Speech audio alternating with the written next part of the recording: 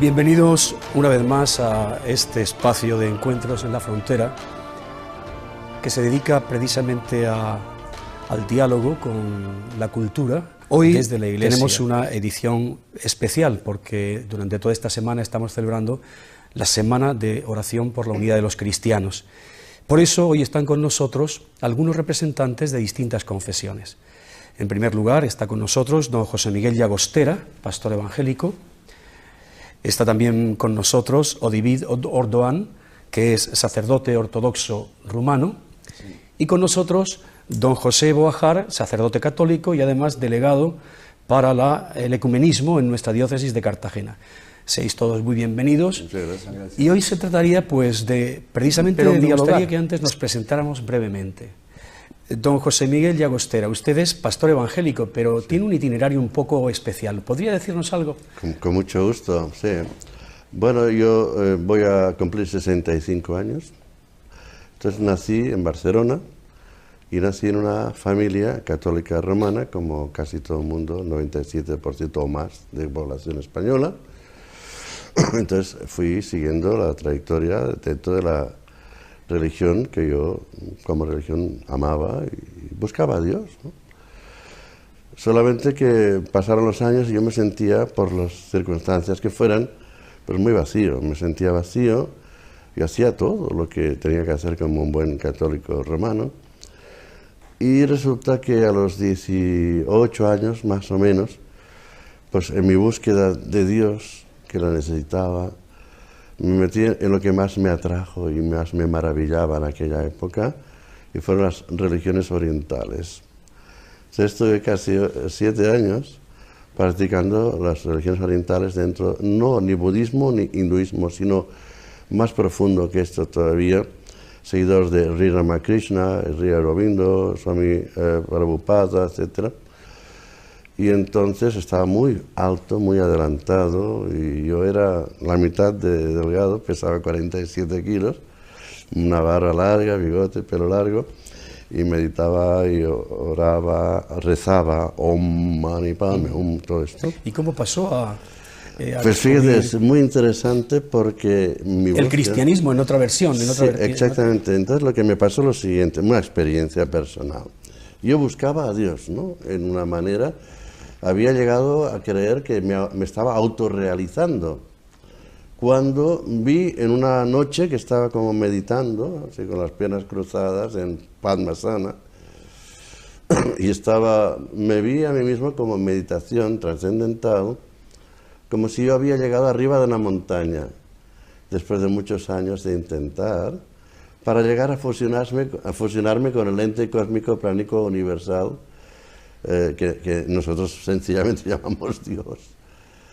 Pero entonces cuando llegué arriba de la montaña y me sentí arriba, vi que este ente cósmico pránico universal, Dios, no estaba allí, sino era como una nube.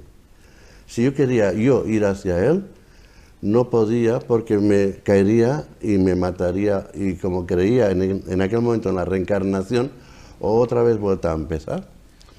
Pero entonces yo dije, en mi espíritu, yo dije, Dios, yo no puedo llegar a ti. Si tú eres verdad, ven tú a mí. ¿Y cómo vino? Y eso es otra maravillosa manera que Dios siempre oye cuando le buscamos. Buscadme de todo corazón y me hallaréis. Y resulta que un día, pocos días más tarde, tenía el coche estropeado, fui a un garaje y encontré a un muchacho. El muchacho tenía un problema serio con el coche y yo me hubiera disgustado mucho con eso. Yo también tenía un problema más pequeño. Pero él estaba tranquilo. Y vi que en su coche tenía un adhesivo con un versículo de la Biblia, que es 1 Timoteo 2:5, donde dice, porque hay un solo Dios y un solo mediador entre Dios y los hombres, Jesucristo, hombre. A través de él conoció la... Entonces para que lo entendáis, ya que somos cristianos, sí, yo conocía algo de la Biblia y todo lo que quiera, las escrituras védicas, el Corán, porque yo buscaba de corazón. Pero es que Dios usó entre 31.102 versículos que hay en la Biblia, el que sabía que podía llamarme. Hay un solo Dios. Es una experiencia común fundamental, ¿no? Dios, Cristo, como fundamento de nuestra experiencia y de nuestra vida cristiana. Si pudiésemos definir o expresar en solamente unas líneas muy breves lo característico de nuestra perspectiva cristiana como evangélicos, lo específico, allí donde, digamos, fuese lo medular de nuestra experiencia como iglesia evangélica. ¿Puedes? Sí, bien. Sí, puede. Bueno, para mí lo muy más... brevemente, por favor. Sí, eso es muy difícil para uno que está predicando, pero para mí lo más importante es amar a Jesús, amar a Dios con todo nuestro corazón, alma, mente y fuerzas, y reconocer que ya que Él ha hecho todo para nosotros, porque Él murió en la cruz dando su vida para pagar por nuestros pecados, Él es el intercesor, el intermediario, el mediador, y entonces lo más vital y medular es compartir este evangelio, que esa es la buena noticia, que siendo pecadores Cristo murió por nosotros, y darlo a conocer a todo el mundo para que lo conozcan, le sigan, y siguiéndole y obedeciéndole tengan la vida eterna por la fe en Cristo. Lógicamente dentro del marco de sola fides, sola gracia y sola escritura, ¿no? Sí, solo básicamente. La fe, solo la gracia, claro. Que son los principios básicos evangélicos. Exactamente, sí, es muy importante especificar que no es que estemos unidos por el bautismo, estamos unidos por la fe en Cristo Jesús. Esto es importante porque unos lo ven de una manera, otros lo ven de otra, pero yo sé que la palabra de Dios nos dice que es por la fe en Cristo Jesús. Entonces es por la fe en Él, no en nada más. Él es el Salvador, Él es el que lo ha hecho, ¿vale? Sí. Me refería a que los beneficios de la Pascua del Señor se nos aplican en el sacramento fontal, es decir, que los que sois bautizados estéis identificados con Cristo, muerto y resucitado. Claro, porque el bautismo, por ejemplo, para mí, yo me bauticé, aparte cuando era un bebé, me bauticé porque lo deseé a los 24 años. Bien. Sí. Entonces yo bajé a las aguas, fui inmerso en bautizo, ¿no? Porque quise expresar públicamente mi fe. Bueno, es otro tema. Sí. La unión. Sí. Pueden ir 50 personas en autobús, estar en autobús y no están unidos. Está claro. Están juntos, pero no unidos. O sea, ¿qué es la unión? Pero es que Jesús no dijo que estemos unidos. En Juan 17, Jesús dijo que sean uno. Cambia mucho. Porque estar unidos es una cosa y tolerar, eso es ser uno en Cristo Jesús. Y se lo dijo a los discípulos, no dijo a religiosos, sino a discípulos. Por lo tanto, primero es cuestión de ser un discípulo de Jesucristo, dejando aparte todo lo que es estructuras, todo lo que es entidades, ser discípulo. Eso para mí. Y segundo, una vez siendo un discípulo seguidor de Jesucristo, pues ser uno es como una patata junto a otra patata, y otra patata es un grupo de patatas. Pero si tú coges esas patatas y las machacas, haces un puré, eso se llama ser uno. Entonces, en Cristo Jesús estamos dispuestos a dar nuestra vida los unos por los otros, etcétera.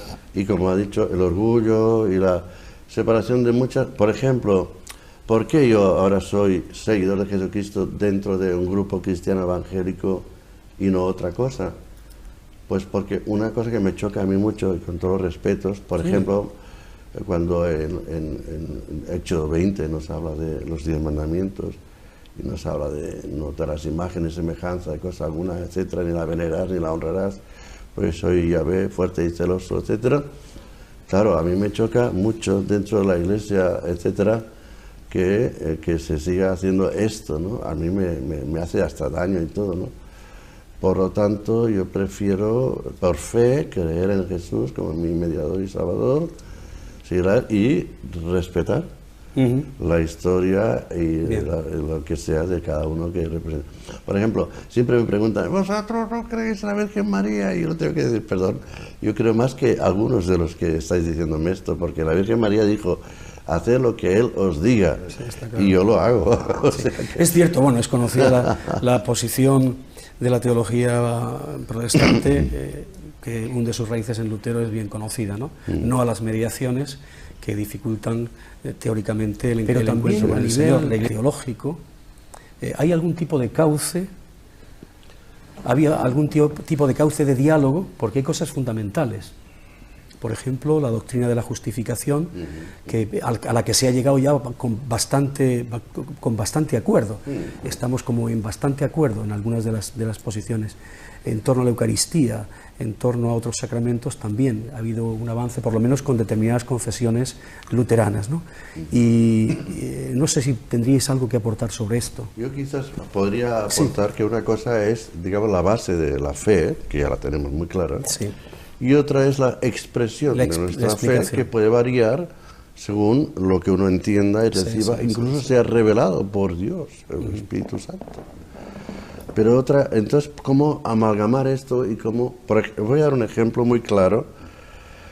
Yo vivo ahora en un pueblo pequeño, puedo decir el pueblo, ¿no? Los Nietos.